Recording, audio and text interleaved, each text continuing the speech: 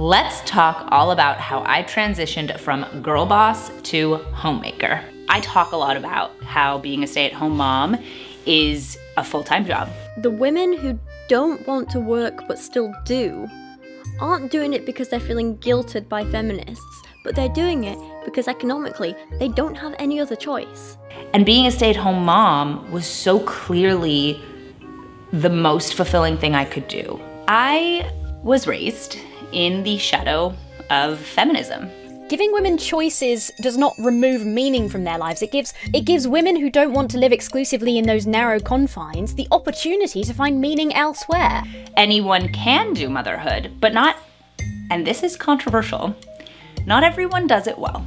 Let's make this channel a really great place for us to learn how to be homemakers together. And I hope you'll subscribe and join our classic crew over here. I would also love if you would consider subscribing to my Substack if you are looking for a community of wonderful women and to join a book club. Please feel free to head over to classicallyabby.substack.com.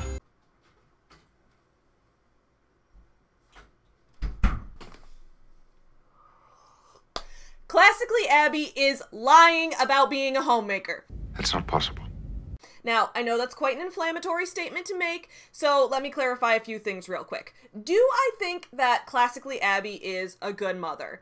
Yeah, probably. I mean, I'm not there in her house to observe, nor do I have any special behind-the-scenes knowledge of her life that you don't have. But based on how excited motherhood makes her, I'd say, yeah, she's probably decent at it. Do I think that Abby probably does a great job of maintaining her home?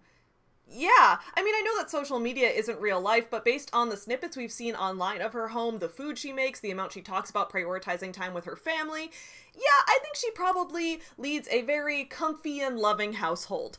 But is she a homemaker? Well, that depends on what you mean by that term. What are the rules? These words, homemaker, housewife, terms like stay-at-home mom, etc., they all seem to mean different things based on the context. What are the rules? And that's nothing new. After all, that's basically how all words work. One of the very foundations of language is that words only have meaning based on their relation to the other words around them, and that those meanings are going to vary slightly based on the context of the conversation. For example, I've always gotten really mad at the Real Housewives TV franchise because none of them are housewives as far as I've understood the term. I always took the term housewife to mean a woman who is married, whose full-time job is maintaining the home, and thus does not seek outside employment. And that's basically how Oxford defines it too. They say, housewife means a woman whose main occupation is caring for her family, managing household affairs, and doing housework while her husband or partner goes out to work. Pretty much everything I've seen on the Real Housewives series, and to be fair, I haven't seen much, so you're welcome to correct me in the comments below, but pretty much all of them are entrepreneurs who are using the show as a way to promote their own large-scale business ventures.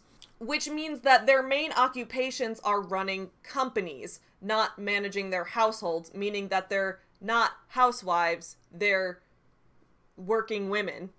In the Real Housewives sense, the word housewife is being used as a synonym for the word MILF, which is kinda weird in my opinion. It gives me Straight Girl's Guide to Sleeping with Chicks vibes.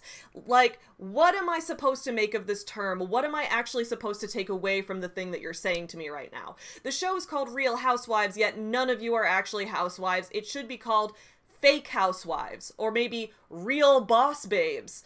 However, when Classically Abby talks about being a housewife or a homemaker or a stay-at-home mom, her meaning is not ambiguous. She means homemaker in the denotative sense. As Oxford defines it, homemaker means a person who spends their time looking after the home and doing housework rather than being employed outside the home, typically applied to a woman. Classically Abby is the younger sister of big-name conservative influencer Ben Shapiro. Abby first began her career as an opera singer, but in 2020, she started her influencer arc when everyone's YouTube homepages suddenly got bombarded with paid ads to watch her new video, Why You Should Dress Modestly, which now has over 1.6 million views and a rather unimpressive like-to-dislike ratio, or I guess a really impressive like-to-dislike ratio depending on how you look at it. Valuable perspective. At the time, Abby seemed less like her own person and more like a guerrilla marketing attempt to bring more women to her brother Ben's audience. But soon, Abby's channel strayed away from just videos about why all other women are sluts except for her, why it's difficult to come out of the closet as a straight conservative woman, and why her way of being a wife is the one right way to do it. Instead, she moved into less inflammatory and provocative content and more towards real-life vlogs about cooking for Jewish holidays, sharing her pregnancy journey, setting up her baby's nursery, etc. And I really liked seeing this change in her channel. It was nice to have her just talk about what works for her, rather than making rude videos shaming other women for daring to do things differently. But that doesn't make money. Controversy makes money, drama makes money, lifestyle vlogs filled with good faith suggestions and advice, they don't really make money. Enter Abby's Homemaker arc. When Abby calls herself a homemaker or a housewife, there's no ambiguity like there is in the meaning in a show like The Real Housewives. Abby is explicit about what she means here. She believes that having a career is a distraction, and that staying home with her kids is the superior thing for her to do. She means homemaker in the traditional sense, one who has no income-generating career. Except, Abby doesn't practice what she preaches. Recently, Abby has rebranded herself as an anti-girl boss influencer, one who rejects all forms of profit-seeking and hustle culture in favor of doing the world's most honorable job, staying home and raising her baby. But after taking a look at a few of Abby's recent videos, plus reading her email newsletters, I'm not convinced that Abby is really a genuine, sincere trad wife. Actually, the only thing I am convinced of is that her stay-at-home mom era is just another grift. By masquerading as an anti-girl boss, she can slide her actual girl boss marketing in when we least expect it as a way to sell her own followers shitty Amazon affiliate products, newsletter subscriptions, and, most recently, expensive life coaching courses. This topic isn't anything new to this channel. I've made so many videos already about multi-level marketing companies, pyramid schemes, life coaching scams, and other business ventures created to prey on women and often stay-at-home moms specifically. Much in the same sense that MLM recruiters pretend to stay home with their kids all day while they're actually working their business and trying to recruit others to do the same, Abby is currently taking advantage of the same rhetoric to capitalize on stay-at-home moms and turn a profit for herself. She's the anti-girl boss girl boss. We're gonna break all of that down in today's video. Get you some nuts. Yeah, you effing. Up yours, woke moralist. We'll see who cancels who. What's up, my fellow small business supporters? I'm Savvy. Welcome back to Savvy Writes Books, the channel where we talk about books and business, where today we are going to be doing some girl boss business commentary. If you're new to this channel, please take a minute and go ahead and subscribe because I put out new videos every week about these types of topics and you won't want to miss them, so make sure to ring the little notification bell. Now, while I'm going to be using the word girl boss in both the sincere and ironic sense throughout today's video, I can admit that I myself am a girl boss, which I will reflect on at the end of the video. I don't know if the fact that I'm self-aware about it makes it any better, but I am self-aware about the fact that I myself am a female entrepreneur. I am a boss babe in a way, so why not take advantage of that and plug myself real quick? First of all, I would like to give a shout out to my Patreon subscribers. Thank you so much to everyone who contributes to my Patreon. Patreon supporters names are up on the screen, and if you look in the description below, you can see Patreon supporters who contribute $5 a month and up. Their reward tier allows them to link their own promotional links in the description below, so check those out and support them in their work as well. And if you're interested in some of my Patreon exclusive rewards, including Patreon exclusive live streams, writing workshops, that's a new thing we've been starting to do together, and in addition to that, weekly blog posts about the behind the scenes life of myself as a writer and business owner, you'll want to check out my Patreon. Check that out in the description below. While we're at it, let me be a boss babe real quick too. This is my dress. I did the art for it myself. This is my original art, and it's part of a collection that I have released on my fashion and merch website, hipsterunicorn.myshopify.com, which is also linked in the description below. So if you want to get merch from me, you can get my art on canvas sneakers, on different types of clothing and things like that, because I am lately very into visual art and fashion, and so if the styles that I kind of draw on are something you like, you'll want to check that out.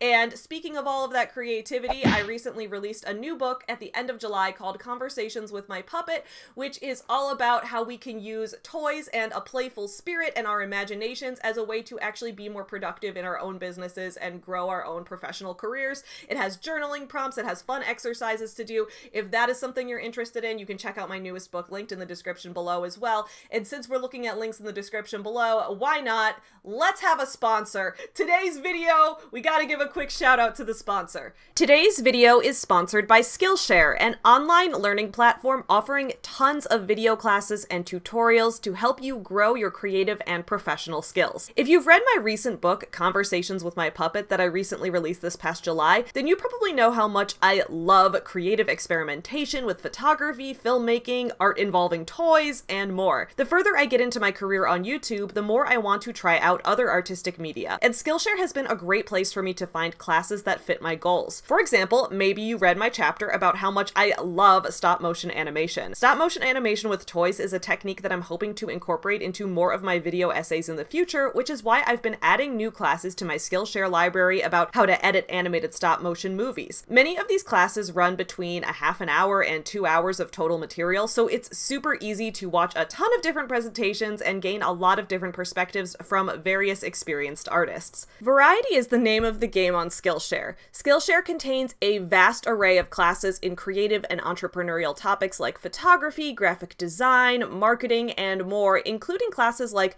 vlogging for business, build your brand with video, and think like an artist, cultivate your creativity. If you've been following me on Instagram, you probably also know that lately I've been really into learning calligraphy and hand lettering, and that's why I'm excited about one of Skillshare's original classes, Just Make Stuff, Getting Creative with Side Projects, taught by designers Jessica Walsh and Timothy Goodman, who challenge viewers to try out various types of creative projects and dip their toes into various new skills. A few of the modules focus on topics like sketching and lettering, which can be fun skills to practice and have helped me improve my visual art as a whole. Courses like this reflect what Skillshare is all about, starting small and building new skills bit by bit as you learn from other creators around you. If you're interested in trying Skillshare, then you're in luck, because the first 1,000 people to click on the link in my description below will receive a 1-month free trial of Skillshare. If you try out any of the classes I've mentioned, let me know how you're enjoying them. I really love that this channel has become a community where we can share our creative growth and progress together. I hope that if you try out Skillshare that you enjoy learning something new. Don't forget to click the link in my description below for your 1-month free trial. Thank you again to Skillshare for sponsoring this video. Now let's head back into our topic. During the past 5 years or so, we've experienced a cultural revolution that I'll call the rise and fall of the girl boss. While the gaslight gatekeep girl boss memes have been popular for more than the past year now, it's easy to forget that just half a decade ago, in 2018, girl boss culture was sincere, it was genuine, it was unironic. I'll always take credit for being one of the first YouTube reviewers to point out how shallow the messages were in books like Girl Wash Your Face back in 2018. While most of you are here on my channel after having seen that video and largely agreeing with me, we don't always remember that when that book came out, it was widely, almost universally loved. Similarly, books like Sophia Amoruso's #GirlBoss, whose titles were sincere, were considered legitimately empowering, even inspiring a 2017 Netflix adaptation produced by Charlize Theron. The second half of the 2010s was all about the girl boss, and the trend hadn't been going on long enough yet for the meme potential of it to take off.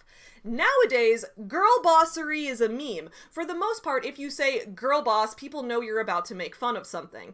I can't say this with any degree of certainty, but in my unprofessional opinion, it seems that the early 2020s was when the girl boss and boss babe culture began to see a mainstream infusion of irony. Coinciding with the takeover of COVID, when people suddenly experienced mass unemployment, widespread illness, and devastating poverty, it became clear to many people that we couldn't just bootstrap our way out of this one, that hustle culture was at its core just another grift. Enter the Anti-girl boss. These were the influencers who entered the online sphere with the antidote to the virus of hustle culture. The Instagrammers, YouTubers, and TikTokers who pointed out the hypocrisy of self-help gurus, exposed scammers for their lies, and stripped away the stylish veneer from atop the boss babe bootstraps. And they themselves made money while doing this. To be clear, this is people like me. I'm part of this. My hands aren't clean. I'm part of the problem. Or maybe it's not a problem. We're gonna delve into the nuance in a second. But I, too, make money under capitalism. We all live in a society. But the anti-girl boss crowd gave way to a secret third kind of girl boss. The not like other girl bosses boss. That is so boss. This is the entrepreneur who understands that you're fed up with hustle culture. She knows nonstop work is unhealthy. Do you want to not work so much? Do you want to be more present in the moment? Do you want to be a better stay-at-home mom who still makes money from home? Just pay her $75 and she'll tell you how. And this is where Classically Abby comes in. But I can't help it that I'm popular. Lately, Abby's Homemaker rebranding has been all about not working outside the home, how being a stay-at-home mom is a full-time job, and it's one we should honor. And to be clear, I absolutely agree with her on this. I think that raising children and maintaining a home absolutely requires the same level of work and dedication as full-time employment, and often requires more. I agree that socially too many people don't treat stay-at-home parents as contributing as much to society, when in fact they often contribute more by raising the next generation of humans. And I think that by having a largely unregulated economy with privatized healthcare, we've become so reliant on our incomes for basic survival that we've naturally come to see anything that generates money as a superior pursuit. Because without money, we'd all just die!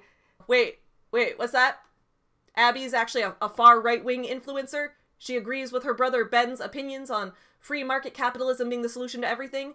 She likes Ron DeSantis? How does any of that make sense? Actually, it makes perfect sense.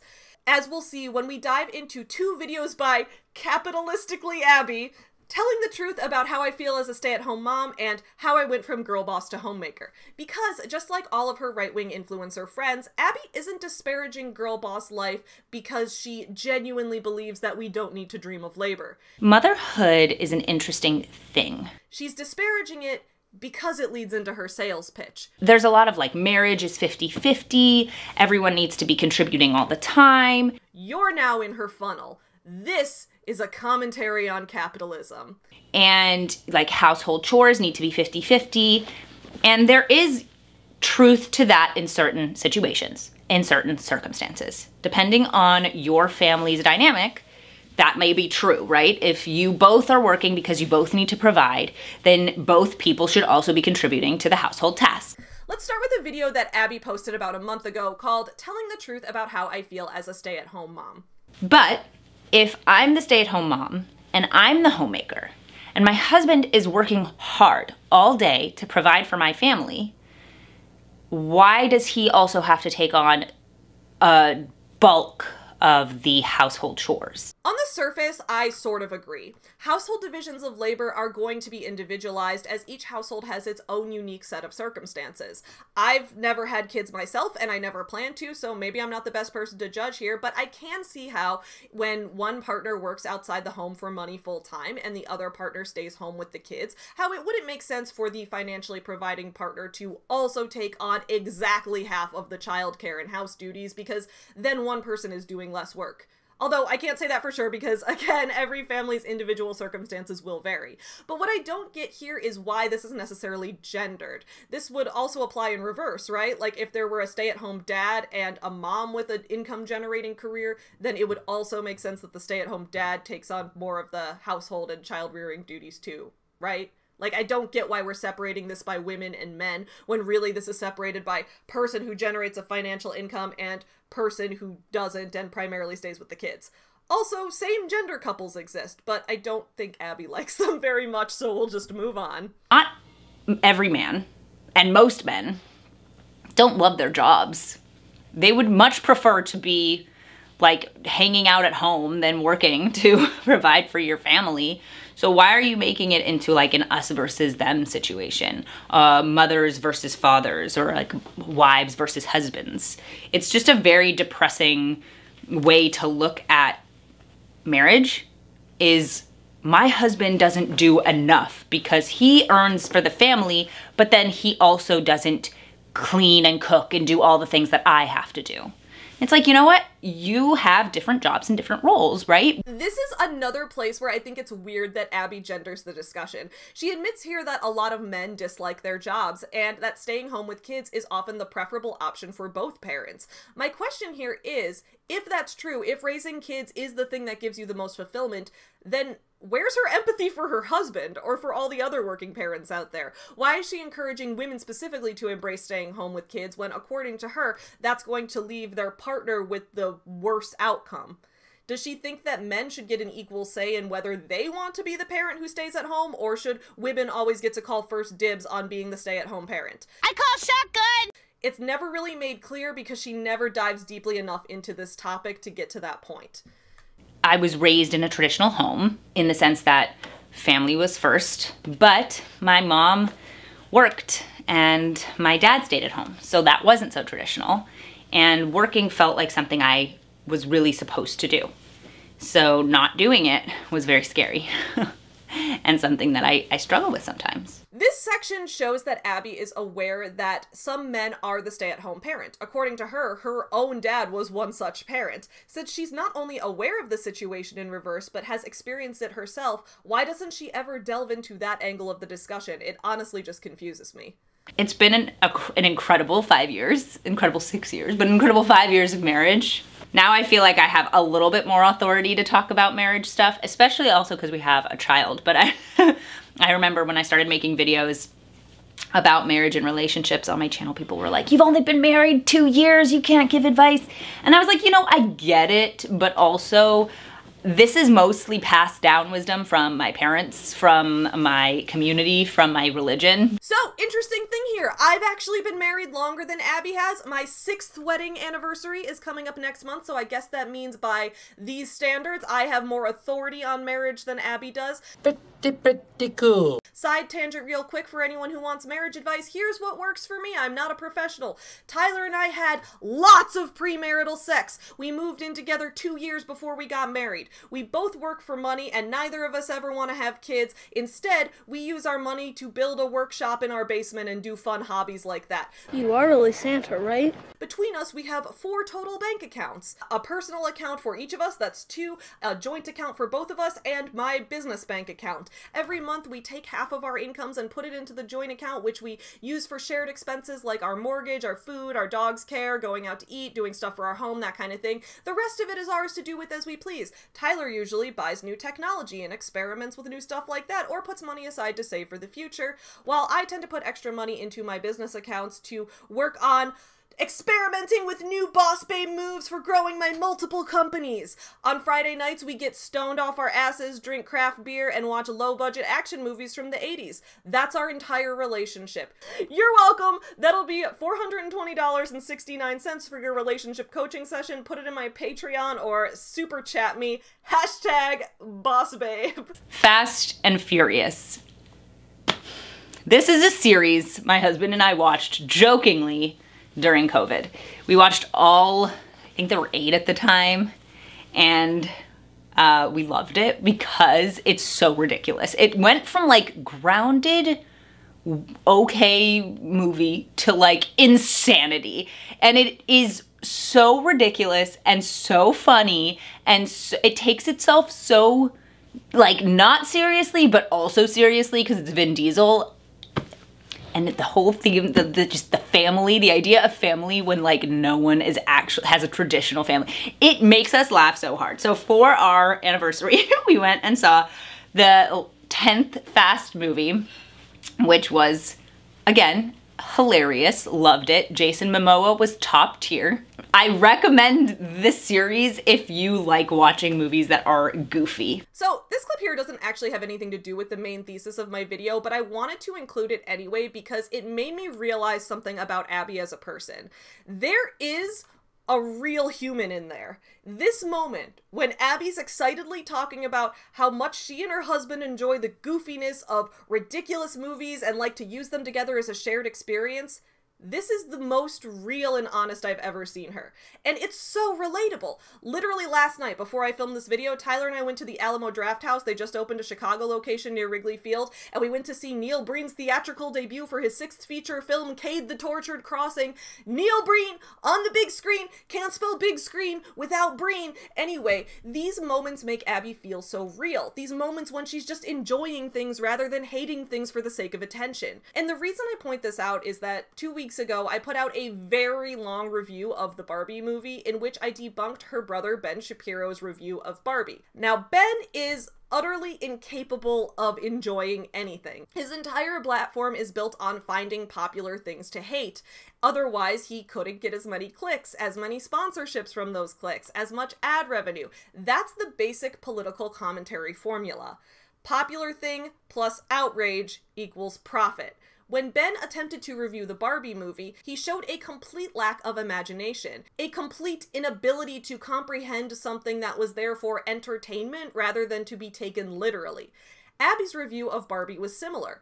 But we know that Abby doesn't actually have this lack of ability to enjoy things because of moments like this. Moments where the real human under the grifter mask peeks out. And since I have the conspiracy theory that Abby blew up because Ben paid for her ads as a way to funnel more women into his audience, part of me wonders if Abby feels like she has to hate everything as part of her branding. Because these moments show that she is different from Ben. She has hope. She has potential. She's able to find the joy in things that are just funny or entertaining for the sake of it. And this is the version of Abby that I wish I could see come out more. I'm out to play. But this isn't the version of Abby that we have right now.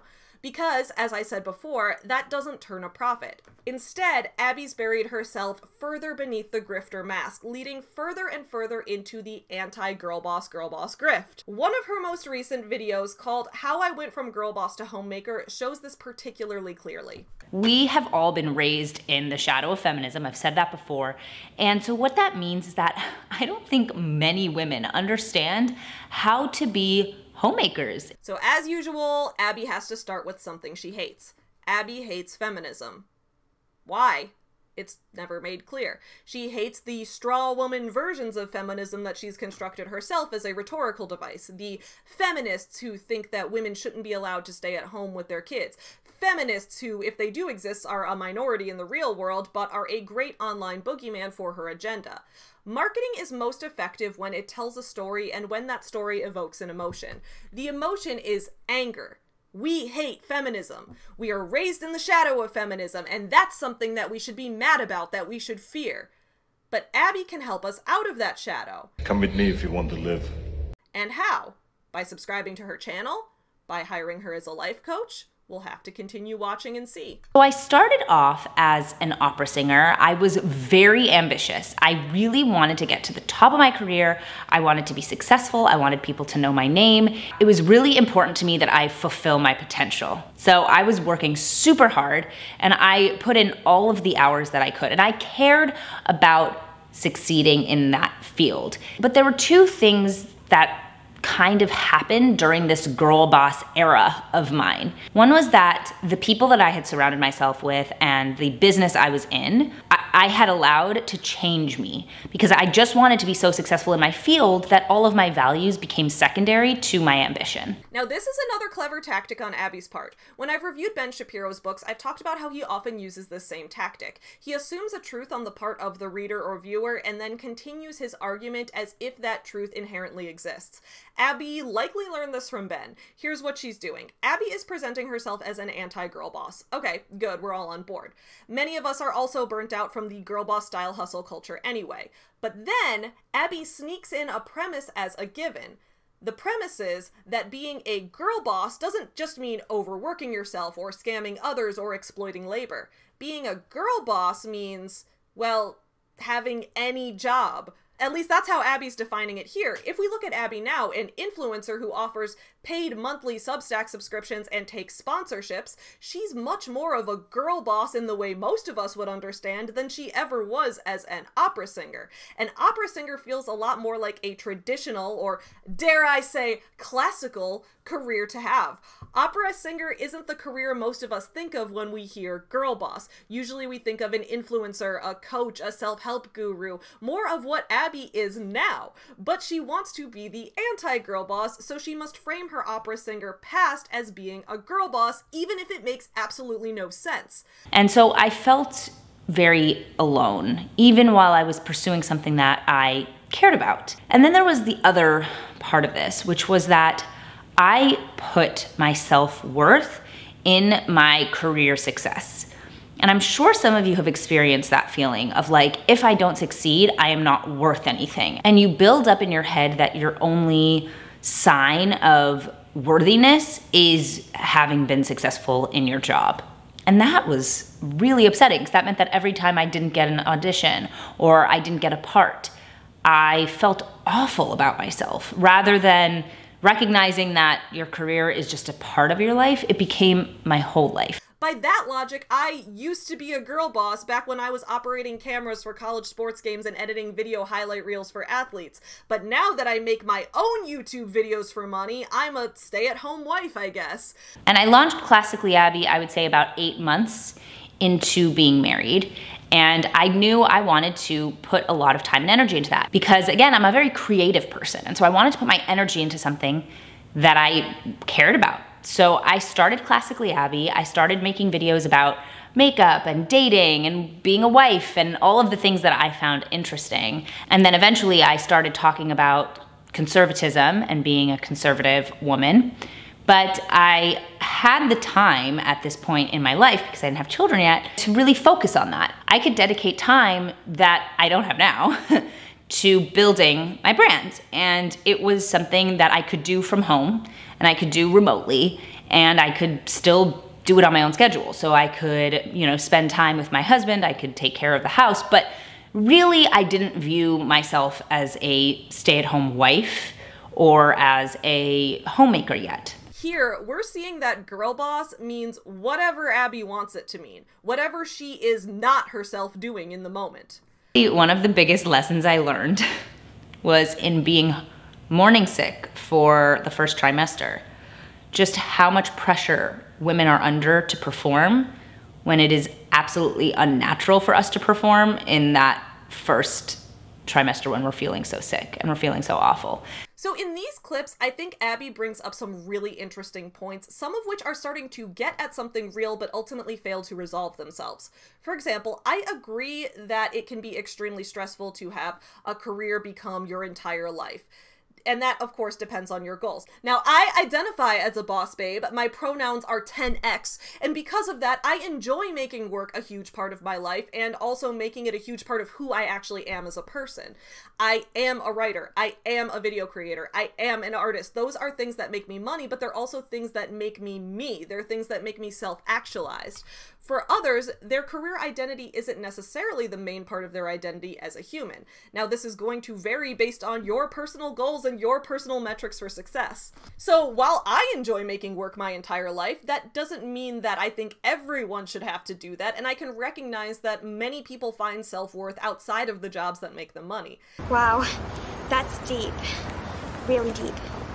Here, we're getting at Abby's critique of hustle culture. She didn't want to feel forced to work when she was dealing with morning sickness or when she was going through the physical symptoms of pregnancy. She didn't want to feel stressed to earn an income while also struggling physically. And I agree that that is an extremely valid concern for her to have. Where this starts to contradict itself is within Abby's solutions. Abby's solution here is to say, well, women working while pregnant is unnatural, and then start talking up the homemaker lifestyle, which will eventually become the key to her sales pitch, both at the end of the video and within her newsletters. But what this argument is failing to realize is that feeling stressed about having to earn an income is a universal problem, not one that just pregnant women face. For example, what about men who are chronically ill or disabled or struggle to work certain types of jobs but need to continue working because disability benefits are extremely restrictive and difficult to obtain, or because they require a job to get healthcare from an employer? What about former stay-at-home moms whose kids have grown up and moved out, but they can't go back to work due to huge employment gaps in their resumes, and at this point the only jobs they'd qualify for are ones that are too physically strenuous on an aging body? Meanwhile, their husbands can't retire because then they'll lose their healthcare.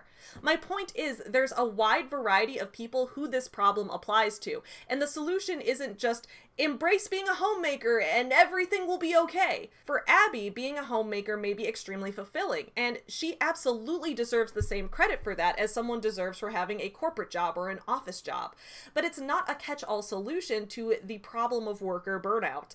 Why not instead fight for laws protecting women's jobs when they have to take off extra time to deal with pregnancy symptoms, or fight for universal health care, or fight for a higher minimum wage, or universal basic income, or any other policy aimed at making it so that staying home with kids is even an option for more couples in the first place, because that's not going to make Abby money. And I was just so grateful for the opportunity to be working from home, to be able to be on my own schedule. I was only able to be as involved as I needed to be because I was a homemaker.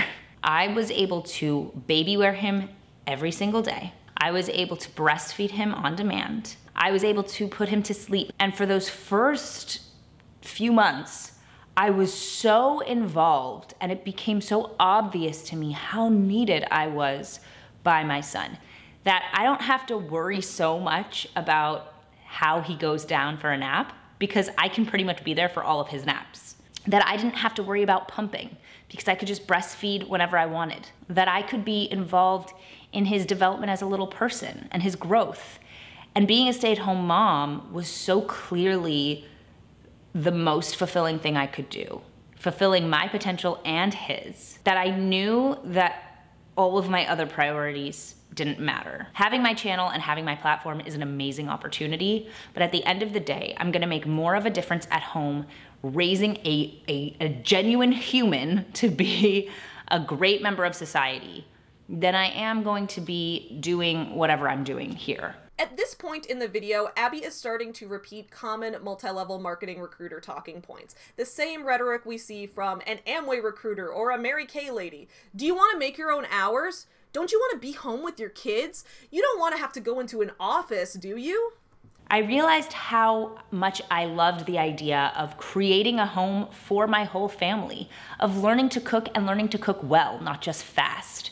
Not to say that I don't love a fast meal every now and then, but actually learning how to cook and making good food. I wanted to learn how to decorate the home and make it homey and inviting. How I wanted to learn how to clean and clean well.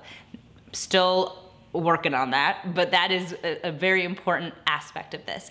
How I wanted to be organized, how I want to be scheduled, but also be flexible enough that I can have fun with my family. And so it became my goal, and it has been my goal, to treat homemaking like any other job you would get a degree in. I wish that we did offer degrees in homemaking, in the sense that I wish that we gave women the tools to be confident in their homemaking abilities.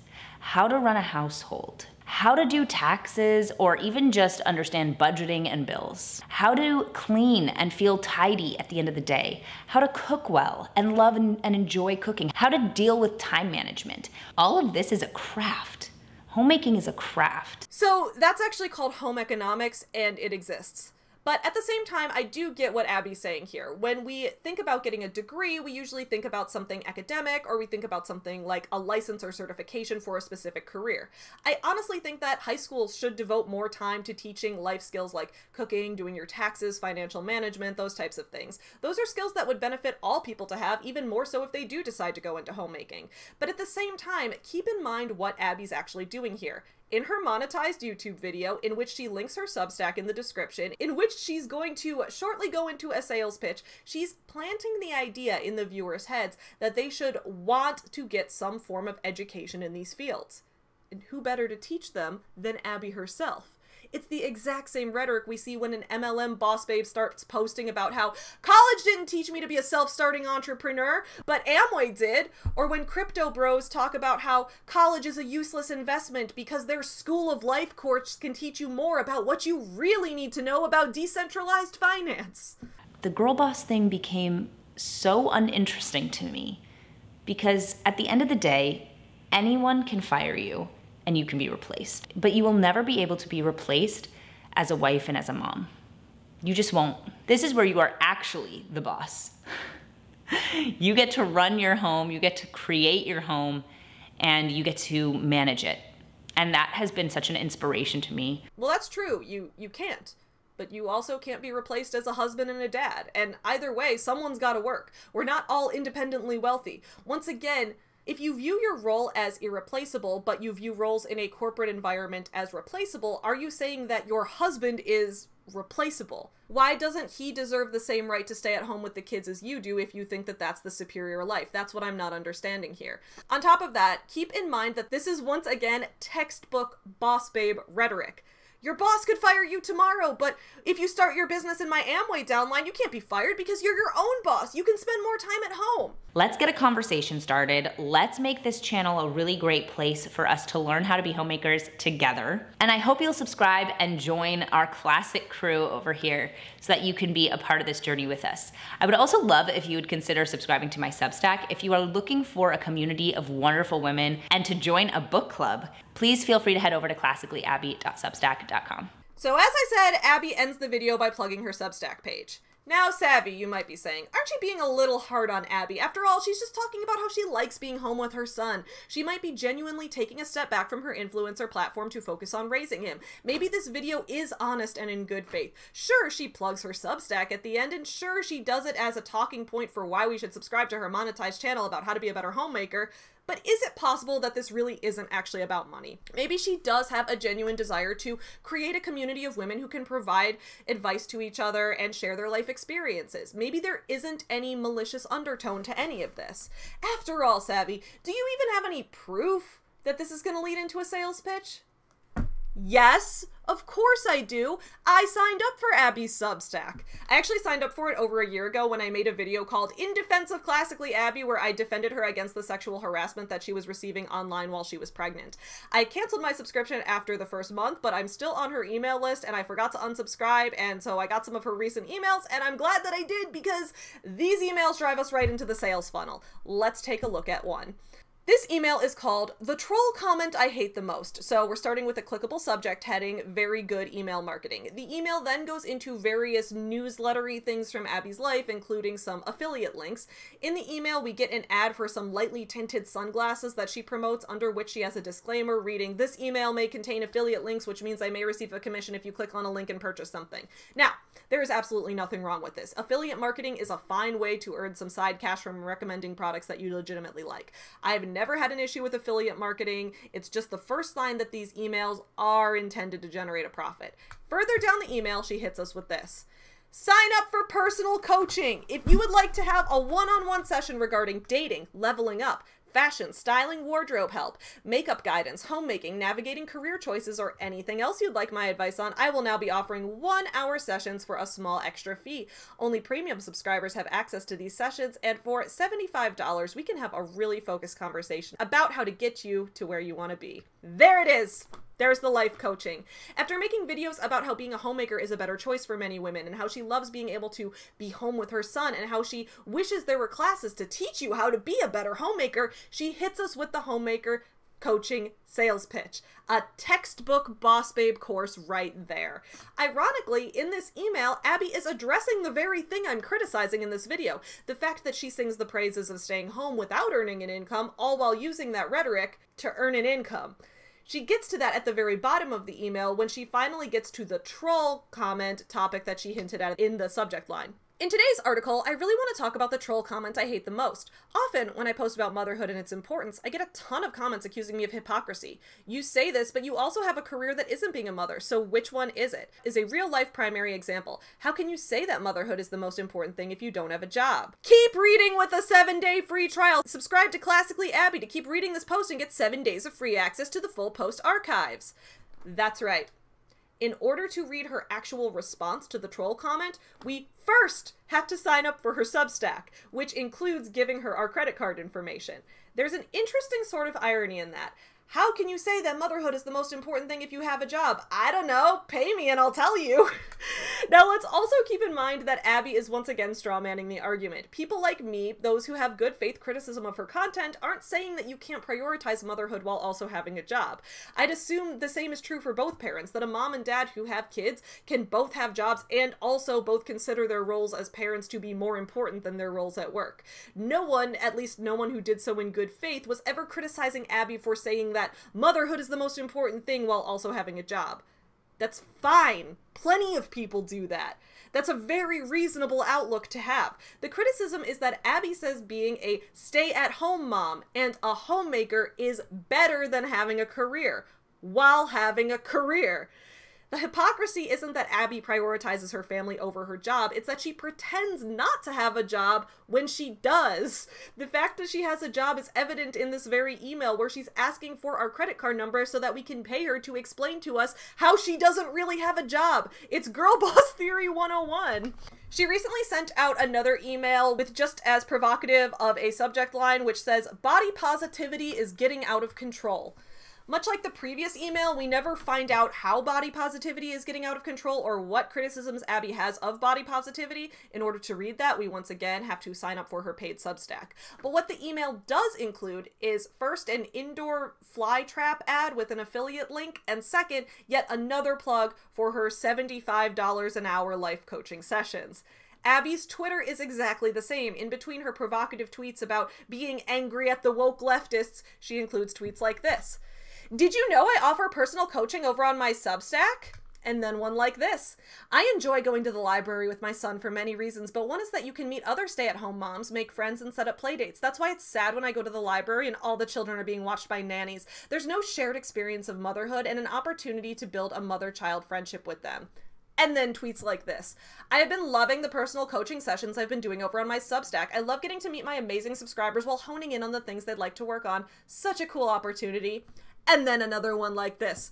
"I am so grateful to be a stay-at-home mom. Being engaged in my son's life every day, getting to participate in his learning, growing, and maturing is such an incredible gift. Taking day trips, playing in the mud, and letting him explore on his own terms. These are the moments we as parents should live for." I will give Abby huge credit for one thing though, and that's that even as a trad wife influencer, she never shows her baby's face and she never reveals any of his personal information. She never features him in her vlogs. The bar is so low, it's literally below sea level, but I will give her that because it could have been so much worse.